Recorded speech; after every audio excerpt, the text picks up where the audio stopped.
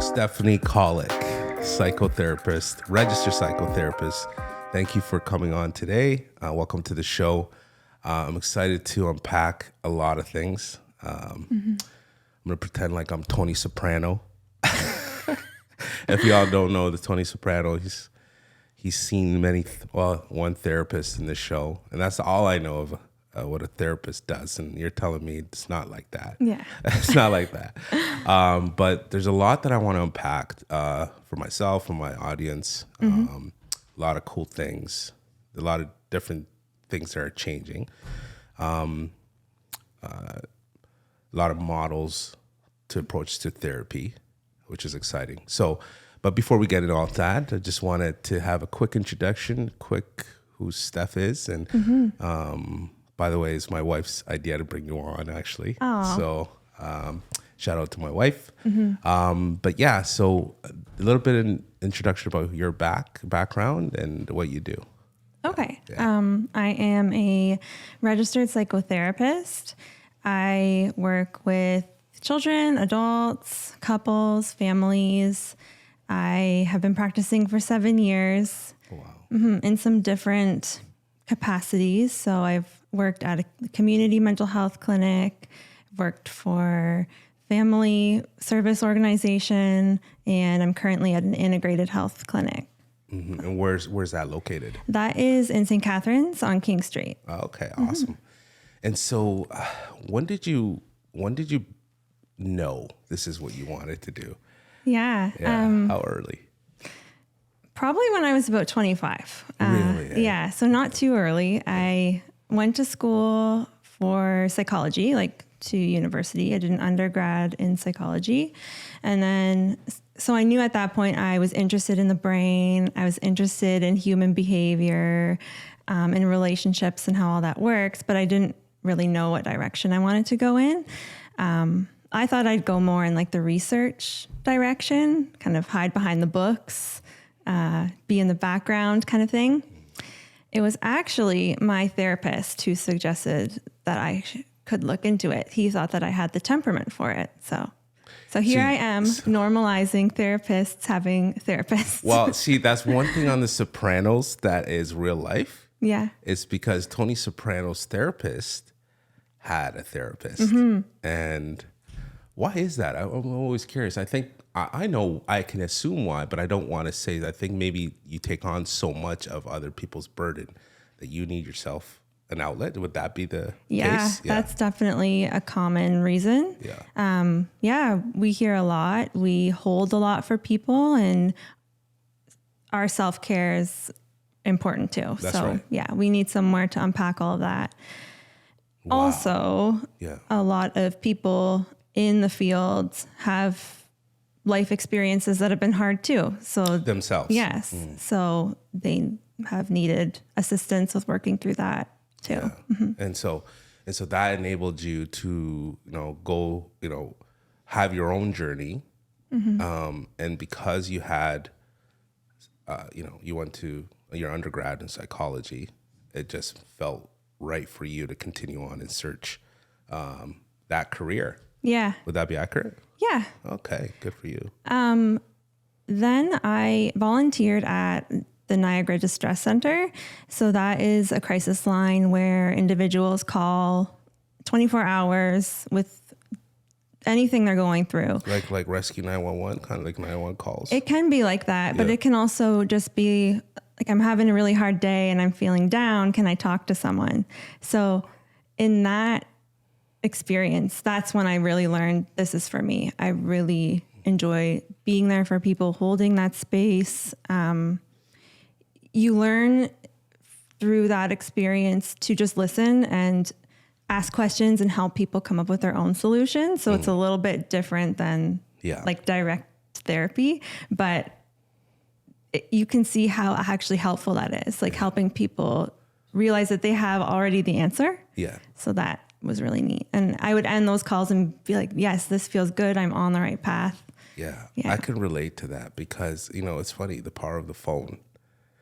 People will tell you everything because there's not that immediate face-to-face direct conversation. And so the phone's really, really, really powerful.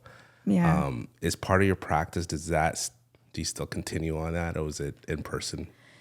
Yeah, so it's in person, virtual. I do some phone sessions. Through COVID, I learned to do phone sessions. I took a little course on teletherapy, so I could be better at it. Yeah. But yeah, all three of those mediums work. The thing you're missing with the phone is you're not able to pick up on other people's body language, like their nonverbal cues. So that part can be a challenge, but you're totally right that sometimes people will share more. Yeah. Yeah. So body language. So let's say, so that's part of your signaling on how you'd help somebody. Yeah. So when somebody's in therapy, if they're shifting a certain way, you're putting a note down. I'll ask. I'll say, you looked a little uncomfortable. Like your shoulders looked a little tense when you were talking about that. Like, what was that about? Can you tell me a little bit more about that? Right. Or you can tell if someone is zoning out. And sometimes people dissociate when they're talking about a past experience that was super disturbing or a traumatic incident. You can see that they're kind of leaving the room because that's just the way that they're coping. Right. So you need to be attentive to that and say, like, can we bring you back down? Like, so we can keep working on this. It's fascinating. What was also so fascinating is that you were interested in the brain. Tell me a little bit more about the brain. Okay. So I'm not a neuroscientist, so I'm not like 100% educated on all the workings of the brain. And to be honest, there's a lot that we don't even know about the brain, right? Like it's kind of a mystery even still. But we have the amygdala, that's the emotional part of the brain. That's where things are interpreted emotionally, and that's where we get that fight or flight response. And what is that term again? Amygdala. Amygdala. Okay. And then we have the prefrontal cortex. That's the frontal lobes of the brain. And that's where the decision-making, the planning, organizing, all of that center is. When we get put into our stress response or fight or flight response, our prefrontal cortex kind of flips or turns off. It's called flipping your lid. Flipping your lid. Yeah. So it makes it harder to make rational decisions because your lid is flipped. So, but in therapy, you can learn tools to kind of bring the lid back down, relax your nervous system so that you can move forward and make good decisions. Yeah. We're going to get into those models. Okay. That's going to be interesting. But prior to that, I've always asked, like, what's the difference between, I can Google this, but I want it from the expert, psychotherapist versus a psychiatrist? What's the difference? A psychiatrist is a doctor of medicine, and they can diagnose people with certain disorders and prescribe medication. So it's a prescribing medication, but are they also counseling it as well, or is it different? I think it's different. I think it's more time limited. It's more about that initial diagnoses, assessing, prescribing, and then maybe following up and seeing that person to see how they're responding to it. I could be wrong, but I don't think there's a huge counseling element to it. Right. Yeah. And then the psychotherapist, we can assess, but we cannot diagnose anyone with a disorder or give medication, but we can help with developing skills and strategies to kind of deal with whatever diagnoses are at play. Right. And do you guys work hand in hand? Like you complete your assessments, you do your therapy, and then when it's time to hand off, and maybe the other way or vice versa? Do you work close together? Yes. Yeah. So typically it goes the other way where the psychiatrist would recommend counseling. So I've had people come in and say, my psychiatrist recommended I do CBT, or my psychiatrist recommended I do DBT, which is dialectical behavior therapy. Okay. So at that point, they would be searching out counseling options based on their psychiatrist's recommendation. Gotcha. And so, I mean, there's several different times in people's lives as their child, as young adults, as they grow up into adulthood. I'm assuming that there's different approaches to your assessments at those stages in people's lives. Can you just tell me the various approaches as far as assessing somebody where they're at from when they're a child versus to when they're adult and in between? Yeah. I'll start with generally I do a biopsychosocial assessment. So I look at what's happening biologically, what kind of, do they have anything medical going on? Biologically, are they on medications? What's their sleeping, eating, exercising like? So then psycho would be what's bothering them psychologically. Is it depression? Is it anxiety? Is it emotional regulation? Like what kind of thoughts and feelings and behaviors are at play that are increasing the symptoms? And then socially, what are their relationships like? How are they doing at work? What kind of social supports do they have? So just a really broad assessment, looking at the whole person, the big picture, what's going on in their life. And then going from there. With kids, it's a little different. You can still get a lot of that information in your first few sessions with kids, but you want to interview the parents for sure to see their input, how the kids functioning at school, how do they function within the family, how do they sleep? Because the kids aren't always able to share all those details. So again, I'm gonna go back to referencing Tony Soprano. Tony had some issues, obviously, but it was always had to do with his mother.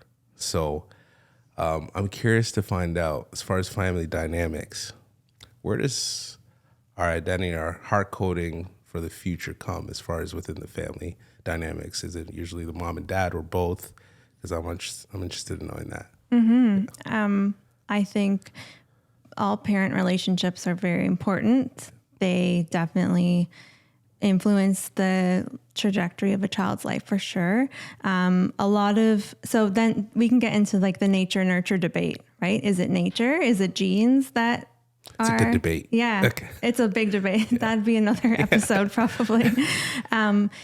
Is it genes? Is it all predetermined how we're going to turn out based on the genes we're getting from mom and dad? Or is it the nurture part, how we're raised, what those relationships are like, what those influences are, how we're supported? I'd obviously argue that both are at play. Yeah, I agree. I think so too. Yeah. You could be predispositioned to be a certain way, but with maybe your predisposition to be more aggressive, but with the right environment and the right supports, you may not exhibit aggression. Right. I think just probably a third of that is environment, right? Where did you grow up? Who's around you? Whose other influences are in the mix? For sure. Would you agree? Oh, yeah. And that's part of our assessment is what kind of neighborhood did you grow up in? Did you feel safe? What was going on? Was there a sense of community? Those types of questions are in our assessment too. When do you think that a young child or someone, when do we start to know ourselves or hard code of who we are as far as identity goes? Or what age would that be? Yeah. I think that would change as the brain's developing. So a 6-year-old may have an idea of who they are, but that's based on their brain function. And then as the brain develops a little more and you can think of things more variably or big picture, then your identity would need to shift. So I think from a young age, we're forming our identity, and then it would be variable when that gets set in stone. But I'd argue that it's a lifelong process where you're growing and changing. And I think so too. Yeah. Personal growth, whether it's the other way or forward. Yeah. We're always still, developing, and whether it's personality or just, I guess, personality. Let me know how many different types of personalities are out there. Oh. Yeah, that depends who you ask. Yeah. I took a personality psychology course in university that I loved, but there was like the big 5 traits of personality, and then you can vary within those traits. So there's openness to experience is one of the traits. I'm trying to remember them all. Neuroticism, conscientiousness, like assertiveness, and like extroversion or introversion. Right. Yeah. Right. And then so people vary within those, and then that would be how you would determine their personality. But there's many different ways to measure someone's personality. This is just one popular one. Right. Yeah. It's not straightforward. It's not straightforward. No, Yeah. There's so many variables and influences, and people are unique and complex, and you really have to just treat the individual. People are people is what I've been saying lately. Yeah. People are going to be people. Yes. Like you would nurture a good relationship with somebody, and you think you have a good relationship with them. As soon as they don't get what they want, and they just flip, or are under the influence of other people's, influence, it can be problematic. And lots of good relationships get broken, and people go their separate ways, and things get a little mucky. So my saying from now is, if people are going to be people, Yeah. Yeah. and you just do you, and go from there. But as long as you're good, right? You're pouring into you, Yeah. and filling your own cup and trying to be a better person, you'll be okay. Yeah. Yeah. I think so. Yeah. So I wanted to ask you about strength-based centered approach. That's one of your methods. Yeah, that's just generally how I approach every person. Medically, there's like the medical school of thought kind of looks at people with pathology. Oh, they're sick, or they have this disorder, or this is what's wrong with them. It's kind of like problem focused. My approach is more strengths-based, where we look at that person's unique abilities and their strengths, and really build those up and try to put those against the problems that they're facing. So rather than being like problem focused, this is wrong with you, this is wrong with you, let's like focus on this. Let's also look at what you're doing well and the skills and strengths you have that we can pit against your issues. Yeah. Yeah, I did some assessments as well from on a business side, and I think that's a great approach, because that's naturally what's going to make sense for you and motivate you to keep going. And so, what are these some identifiers? Like, give me an example of a strength someone would have and that you would highlight and to work with. A strength would be someone being very resourceful. So let's say someone grew up in poverty, but they have always figured out how to get their needs met. Like they've always been able to feed themselves and clothe themselves in one way or another. Maybe it's not always the best way, but they've gotten their needs met. I would like frame that as being a resourceful person or a resourceful strength. Right. Yeah. So how can we use that strength in a positive way and put that against the issues that you're having? You're also building confidence. You're encouraging confidence. Yeah.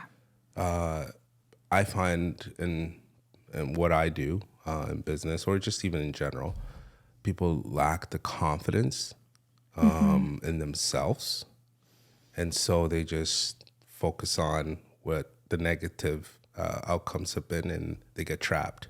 Yeah. Yeah. So I think that's a great approach. Yes, for sure. Yeah. I totally agree.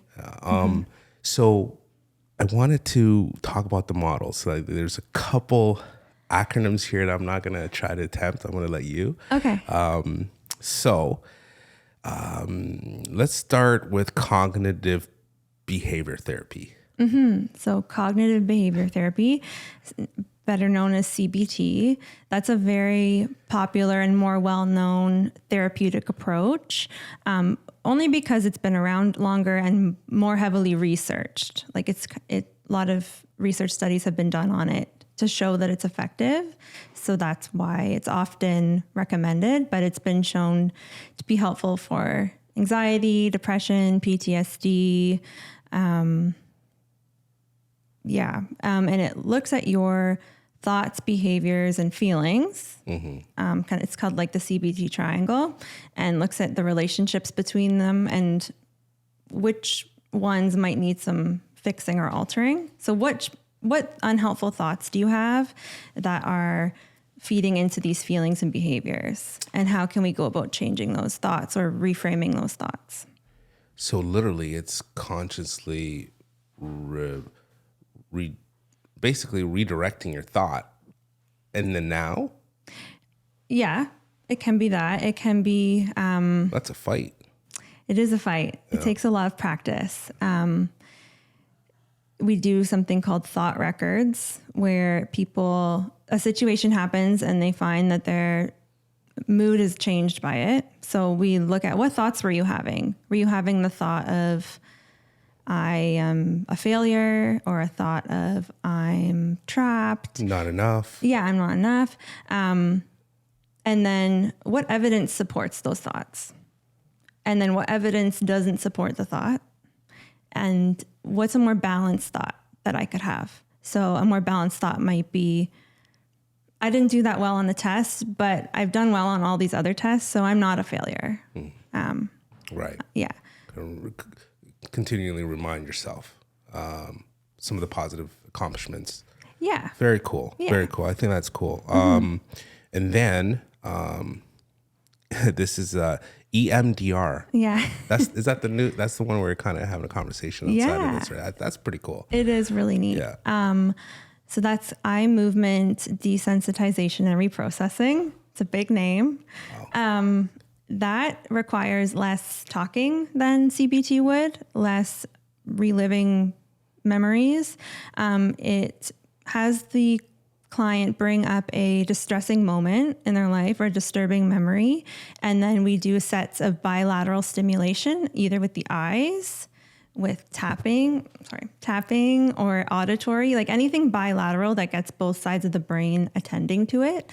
And when you do that, it desensitizes the person to that memory and to the feelings associated with it. Is there a technology involved with that, or just... You can get buzzers that buzz on either side of your head. There can be technology involved, but you can also just do it with your fingers. What was the one I was thinking you were like hooking stuff up to the brain and stuff? That's the one I want to talk about. Oh, okay. Yeah. That's direct neurofeedback. Let's go. Yeah. Let's talk about that. Yeah. So that is pretty specific to the clinic that I work at. I'm pretty sure that we are one of the only ones in the area that do direct neurofeedback. And you're certified in yes. that, right? Okay. Yes. Yeah, tell me more about that, how it works. So what we do is we put tiny sensors on the scalp, and we send a very, very small electromagnetic current to get the brainwaves unstuck. So what it does is it measures your brainwaves and sees which ones might be in stuck patterns and suggests a different way. Very brief. It frees up space in your brain so that your brain can adjust and find maybe a more helpful way to shoot neurotransmitters. So wow. Yeah. See, literally, you're going in there. How did I describe it? Basically, you're getting a tune-up. Yeah, or rebooting a computer. Yeah. Wow. And so how much data do you collect from there, though, of the brain? Because this is, you will have a lot of information on the brain on this. Yeah. So the software collects it all, but the software does it itself. Right. So it reads everything and suggests something based on its own software. So we don't actually have to analyze any of the data that's coming through, which is good because we're not neuroscientists. Yeah. but there's going to be data points now that you can work off of. Exactly. And have conversation about. For sure. And we watch how it impacts the person while they're sitting in the chair, and we can see their shoulders start to relax, and we can see them take a deep and heavy sigh. And that means that it's done something and it's time to stop. And then we monitor them for any side effects, and then they come in weekly and we see if there's been any changes. And how's that been working for you and your practice? It's been great. It's been really great. Because you're not having to like dig. No. You don't have to dig. Yeah. It's right there. It is right there. Let's try to find a solution here. For some individuals who don't like talking, or they don't have the words to talk, or they're just sick of talking about their problems over and over again, this can be a really great tool for them. And you only need 15 to 20 sessions, and then it will create a permanent change. 15, 20 minutes. No, 15 to 20 sessions. 20 sessions, sorry. And you said permanent change? Yeah. My God. Like, people may need to come in for a buffer every now and then, but yeah, it will do what it can do in those 15 to 20 sessions. You don't have to keep coming. Yeah. Wow. That is amazing. Yeah. Yeah. Because you can help a lot more people. Yes. You know? I've seen it do wonders with some of my clients, and just for them to feel that relief that they've never felt before after a few sessions, like they feel their nervous system relax, which they've never had that. So then they know that's possible. And then it gives us some room to work on things too. That is incredible. So, Jesus. Okay. So that is very effective. So you have, I'm curious just because as far as like, what are some of the things that's rebooting, like getting rid of your like anxiety, depression? Yeah. Brain fog. Oh, I have those all the time. Yeah. I do too much, so many undertakings. Yes. And so it can help. So even if you're functioning fine, it can help promote mental clarity, performance, focus, concentration. But yes, if we're looking at problems, it can help with ADHD, migraines, sleeping problems, anything that's impacted by your nervous system, which is everything. Right. So, it does, yeah.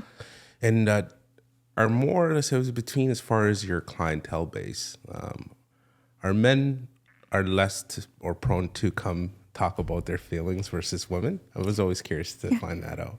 Statistically, I think, yes. I think statistics show that. Why is that, you think? I think societal norms around what it means to be a man and what is expected of men and what's not expected. And I think those are changing. Yeah. I think that it's becoming more acceptable for men to talk about their feelings, which is amazing because men do have a higher suicide rate. They have a higher... Tell them. Yeah. You men need to see her. It's okay. Just be you. She'll take care of you. No, honestly though, it's like we have to be this macho men, you know? Yeah. And my generation, things are changing a little bit now where it's encouraged to talk. But yeah, that's cool. Well, listen, it was great to have you on. I think there's a lot of information here that people can take and adapt and, or use or seek help.